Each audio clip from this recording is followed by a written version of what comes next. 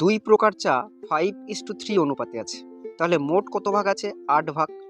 প্রথম ভাগ নেওয়া হচ্ছে 8 ভাগের মধ্যে 5 ভাগ, দ্বিতীয় ভাগ নেওয়া হচ্ছে 8 ভাগের মধ্যে 3 ভাগ। প্রথম প্রকার চায়ের ক্রয় মূল্য 240 টাকা এবং দ্বিতীয় প্রকার চায়ের ক্রয় মূল্য 360 টাকা।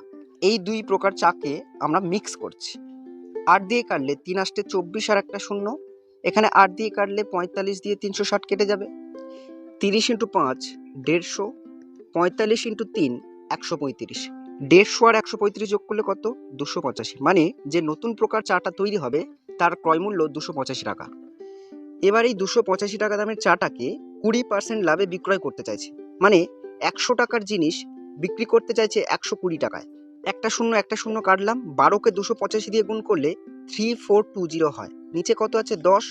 10-এর একটা শূন্য কাটলাম, পড়ে আছে 342 টাকা, মানে 342 টাকায় বিক্রি করলে 20% লাভ হবে। ভিডিওটা ভালো লাগলে অবশ্যই লাইক করে দিও, আর যারা নতুন এরকম আরো ভিডিও পেতে আমাকে ফলো বা সাবস্ক্রাইব করে রাখতে পারো। ভিডিওটা দেখার জন্য অনেক অনেক ধন্যবাদ।